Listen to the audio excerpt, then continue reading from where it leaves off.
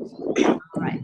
So hi, everyone. I am so thrilled and excited to introduce you to Andrew Taylor. And if that name doesn't ring a bell, Spud Fit will definitely ring a bell. I know you'll know who he is by that. He's phenomenal. So his style of losing weight is unique and effective. And I don't want to do a spoiler alert here, so I'm going to let him tell you his story. But I found his story inspiring, and I hope many of you do as well. And I, too, tried his Spud Fit Challenge for a week, and it was excellent. So, Andrew, thank you so much for being here. We're so happy and excited to see you.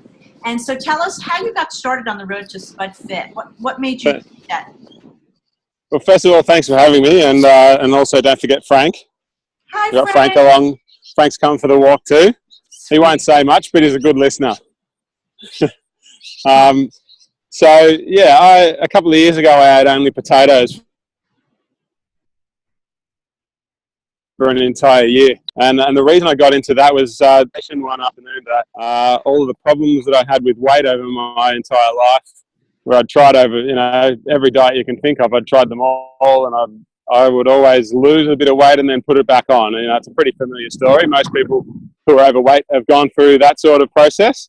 And I had a realization one day that maybe the reason that I couldn't stick to this mythical thing we call moderation, maybe that was something to do with an addiction, because we've all heard a million stories of alcoholics who will go really well for a couple of weeks or even a couple of months or a couple of years even without drinking alcohol, and then one day they'll say, it's a special occasion, I'll just have one beer and then I'll go back to being sober tomorrow, and sure enough, one beer turns into waking up in a gutter with no idea how you got there, and then full-blown alcoholism comes back, and it struck me this afternoon how similar my own behaviour was with junk food to how people tend to behave with alcohol.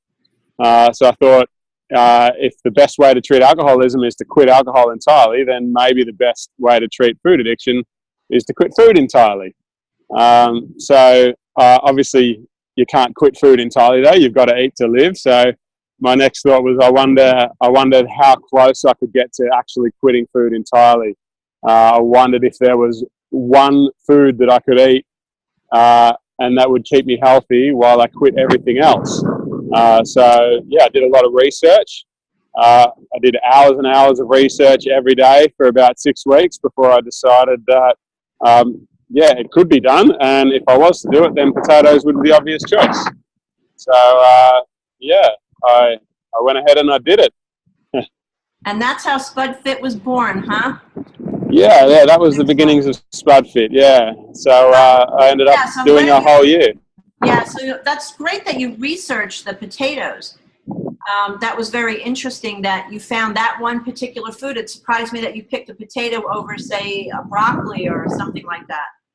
Yeah, well, potato, everybody knows that it's got a lot of carbohydrates, and that's an important part of it, because carbohydrates are the optimum fuel for every cell in our body. Requires some sort of sugar or carbohydrate to run at its best. Broccoli is a super healthy food, don't get me wrong. I'm not saying broccoli is not good, but the problem with something like broccoli or any other non-starchy vegetable is that in order to get enough calories, because this was not about weight loss for me, this was just about changing my behavior. So in order to get enough calories, you'd have to eat all day long without stopping to get enough calories in from broccoli. So yeah, that was not a realistic thing. Where potatoes will provide us with all of the obviously carbohydrates we need, plus protein, plus a little bit of fat, fiber, all the vitamins and minerals that we need to thrive, and they'll also get us enough calories to be able to function properly. So how many potatoes did you find you were eating every day? I didn't actually measure it. My whole thing was just to eat as much as I felt like eating whenever I felt like eating it. So yeah, the only way I had to track anything was that I worked out after a few weeks. I knew how many kilos I was buying each time I went shopping. So I didn't measure it on a day-to-day basis, but I could get an average by according to how many kilos I bought each week. and it worked out to be about 3.5 to 4 kilos, which I think is about 8 to 9 pounds.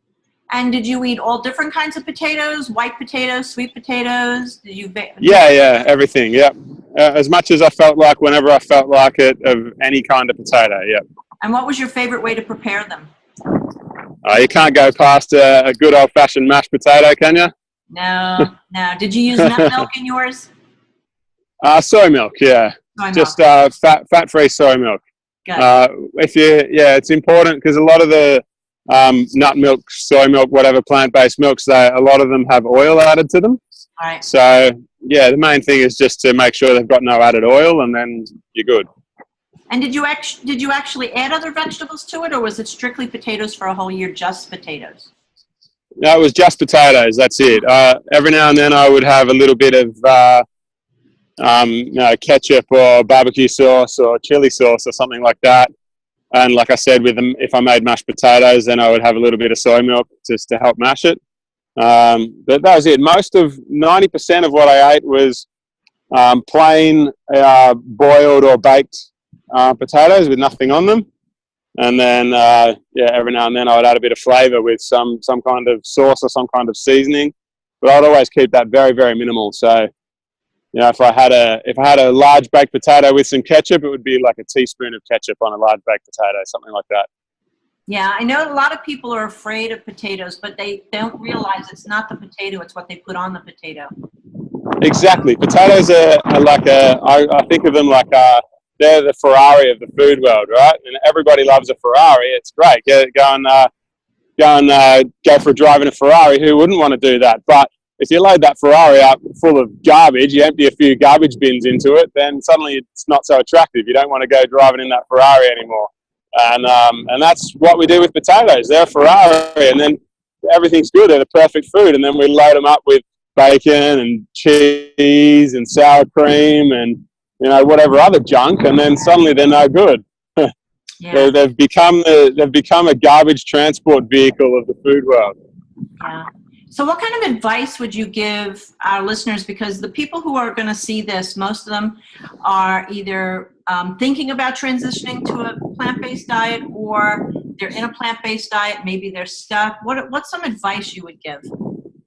Well, I'm a bit different to most. I think most people would say it's good to ease into things. It's good to gradually make slow changes in diet and all those sorts of baby steps, that sort of thing. But I'm a bit different to that.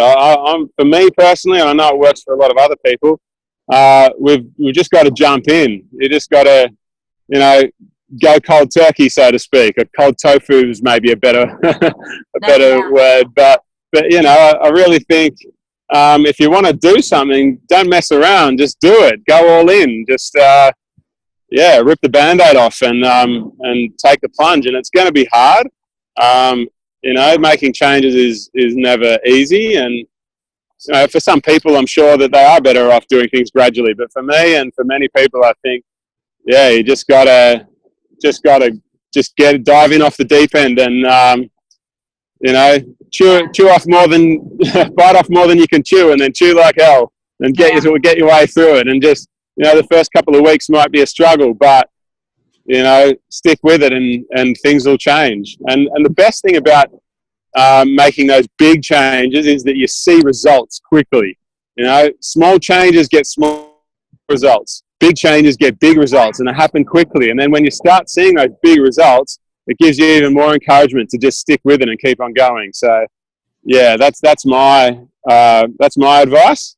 That's a good point. I have to say, I did the same thing. I just jumped in wholeheartedly. It was either all or nothing. So I understand what you're saying. Good idea.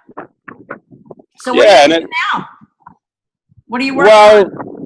I've got I'm coaching people through doing Spud Fit challenges. Basically, I've got an online course that I do through my website, and I've just started pre-sales as well for a new book that I'm bringing out in September. So that's taking up all my time at the moment, coaching people through my online course and this book that if you go to my website, spudfit.com, you'll see this book that I'm working on, which I'm really proud of. It's got it's got what I call whole food potato based recipes. So it's not potatoes only, but it's potatoes as the main ingredient for a whole heap of different dishes, and they're all supplied by. I've got over 80 different contributors from the plant-based world, from doctors, athletes, dietitians, nutritionists, activists, health advocates. A lot of these really cool people supplying their own favorite potato-based recipe. Oh. So yeah, that book's going to be really cool. Yeah, it's a really cool project, and there's a lot in there from me. There's a lot of writing from me about all sorts of aspects of good health and behaviour change, and then there's a whole lot of recipes from all these amazing people. So this has really made a big life change for you, aside from the physical. Oh yeah, massive. Yeah, it's a total career change too. It's changed every aspect of my life. I'm not, people want to focus on the weight loss, which is good. Like, weight loss is a bonus, but like I said at the start, this was not about weight loss for me. It was about changing the way I behave around food, and yeah, so that's the main thing. I don't feel that pull to eat junk food all the time anymore. Yeah. And on top of that, the best thing was an unexpected consequence was that I don't suffer with clinical depression and anxiety anymore. So, that's the biggest part of this for me. And it has been a total life change. Excellent. And so, what else did I want to ask? So I wanted to tell you, first of all, I saw a video, I think I actually saw it when it happened, of the video of you on your last day. Oh, yeah. The day after, where you actually ate something else besides potatoes. I don't know. I don't remember who or where you were interviewed. Yeah, that happened on live primetime morning TV here in Australia. That was a weird experience to eat food in front of millions of people. But that was good fun. Yeah, that was something different for sure. So now, is this your first book coming out, or do you have other books? I've got another one that's a short book. It's just called the DIY Spud Fit Challenge, and it's basically just a how-to guide. That's available on Amazon at the moment or on my website. But yeah, it's just the DIY Spud Fit Challenge, and it's the first half of it is writing by me about how to do the Spud Fit Challenge, and it's and what do you recommend? All the best. Sorry? Do you recommend people try? How long is your Spud Fit Challenge? Do you recommend it? Obviously, you do. Yeah, well, I actually, it's important to know that I recommend a whole food plant-based diet. That's number one. That's I think that should be the first thing everyone tries. And if you have trouble with sticking with a whole food plant-based diet, then maybe option number 2 is to try a Spud Fit Challenge, because it can be that, like I was talking about earlier, it can be that really good way to just go all in and really make a big change, and then scale it back, and it can make it easier to stick with a whole food plant-based diet after that. As far as the length of a Spud Fit Challenge, I'll leave that up to the individual. Ideally, I think a month is a good amount of time, but I just think each individual can make that decision for themselves. Do they want to go for a week like you did, or do they want to go for 6 months? So I've had a couple of people already do it for a year themselves. But I think a month is a good place to start. I may have to go back to that and try it again. I enjoyed it so much. Yeah, I do it again myself from time to time. So it's a good way to just simplify things and refocus on what's important in life as well as in food. It frees up some mental space. It's a really cool thing to do. Now, does this new lifestyle of yours have you traveling much for your new business? Yeah, I have done a bit of traveling, not a lot lately, but sort of the interest has died off a little bit. So from the media and things like that, I don't do as many. I'm not on primetime TV every second week anymore, which is fine by me. But a few weeks ago, I went to Sydney to do an interview up there, that's an hour on the plane. And I've been to the US a couple of times, and different cities in Australia to talk. But not so much anymore. Well, it is just exciting to meet you. I followed your challenge when you did it for a year, and I was just enthralled. I loved it. You're very inspiring. And I Thank hope you. everyone goes to your website. It's spudfit.com, correct? That's right. Yep. And you'll see a big ugly photo of me on the front page there. I saw it, and I saw that you have a blog. You have some really useful information on there as well. I found your site very, very informative. Oh, thank you. Yeah, I try to make all of my best advice available for free. So it's all there in my blog, and it's there on YouTube.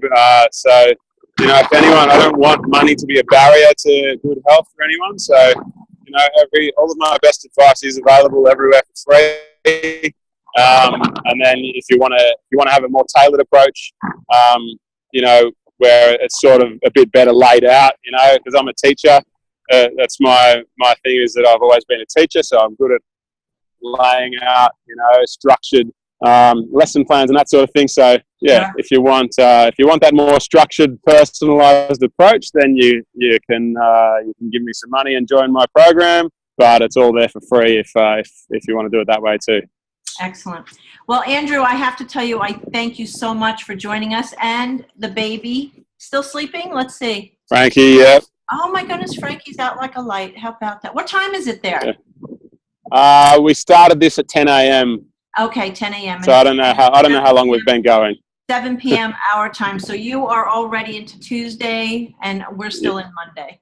But that won't matter on the video because this is going out all the time. So no worries. No worries. No worries. Well, Andrew, it's been an absolute pleasure. Thank you so much. I appreciate it. And no worries at all. Thank you for having me. You're welcome, and I hope we stay in touch. All right, for sure. Thank you. Spud up, everyone.